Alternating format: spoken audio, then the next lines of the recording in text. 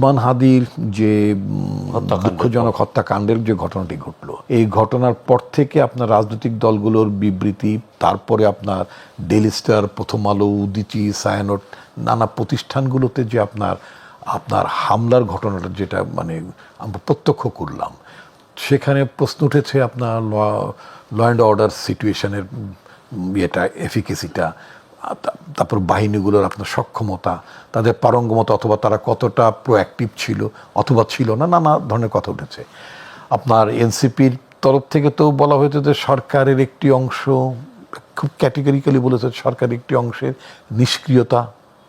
অথবা তাদের সহযোগিতা, দুটোই কথা, একটা হচ্ছে নিষ্ক্রিয়তার কথা বলেছে, আরেকটা সহযোগিতার কথা বলেছে। দুটো কিন্তু মারাত্মক অভিযোগ, এবং কম বেশি এই ধরনের অভিযোগ অন্যান্য রাজনৈতিক দলগুলো তুলেছে। এখন নির্বাচন যাদেরকে দিয়ে, নির্বাচন তো আসলে কাঠামোগতভাবে নির্বাচন কমিশন করে,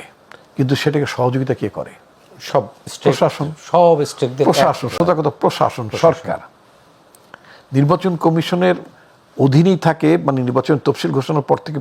এন্টায়ার অ্যাডমিনিস্ট্রেশনটা নির্বাচন কমিশনের অধীনেই চলে যায়। কিন্তু রাজনৈতিক দলগুলোর কাছ থেকে অথবা অংশীজনদের কাছ থেকে কারুর যদি অভিযোগ এভাবে থাকে যে মানে সরকারের একটি অংশ নিষ্ক্রিয়তা অথবা তাদের সহযোগিতার কারণে আপনার এই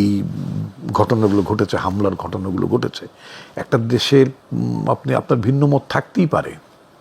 তাদের ভিউজের সাথে তাদের রিপোর্টিং স্টাইল, অথবা যদি আপনার পছন্দ না হতে পারে, সো হোয়াট, তার জন্য কি সেখানে আপনি ভাঙচুর করবেন নাকি? আপনার যদি নিজস্ব কোনো মত থাকে, create another news paper, create another. আমি আপনাকে একটু তথ্য ইনপুট দিই, সেটি হচ্ছে স্বরাষ্ট্র উপদেষ্টাকে সরিয়ে দেওয়া হচ্ছে, এরকম একটি গুঞ্জন কিন্তু সেটা নিয়ে আমি কথা বলতে চাই। তো ফলে এইসব বিষয় যখন অভিযোগগুলো যখন সরকারের নিষ্ক্রিয়তা অথবা একটি অংশের সহযোগিতার কথা যদি থাকে, তাহলে প্রথম কথা হচ্ছে আমার প্রথম কথা হচ্ছে, বা মানে আমি ইন্ডিভিজুয়াল অ্যাজ এ সিটিজেন আমি কি দাবি তুলতে চাই, যাদের বিরুদ্ধে, যারা সরকারের এই নিষ্ক্রিয়তা এবং সরকারের একটি অংশের সহযোগিতার কথা অভিযোগ করেছেন, আমি তো মনে করি সরকার উচিত হবে তাদের কথা শোনা, এবং শুনে নির্বাচন অনুষ্ঠানের আগে, অর্থাৎ অনতিবিলম্বে ইউনূস সরকারের উচিত হবে, প্রফেসর মোহাম্মদ ইউনূসের উচিত হবে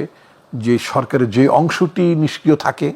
অথবা যে অংশটি সহযোগিতা করছে বলে অভিযোগ আছে, এই দুটো শ্রেণীকে আপনার নির্বাচন আগে সাইড লাইনে নিয়ে যাওয়া। কিন্তু সেটা যদি উপদেষ্টার মধ্যেও থাকে, তাহলে তাদেরকে সরিয়ে দিতে হবে। প্রফেসর মোহাম্মদ ইউনূস তো খুব ক্যাটেগরিক্যালি বলেছিলেন, আমার বন্ধু নুরুল কবির, নিউজের এডিটর, তার সাথে একটা সাক্ষাৎকারে বলেছেন যে তিনি যে মানে সরকার গঠন করেছেন, অর্থাৎ ওনার উপদেষ্টা পরিষদটা যখন গঠন করেছেন, তিনি এটা মানে অনেক ভেবেচিন্তে এটা গঠন করার সুযোগ তিনি পাননি।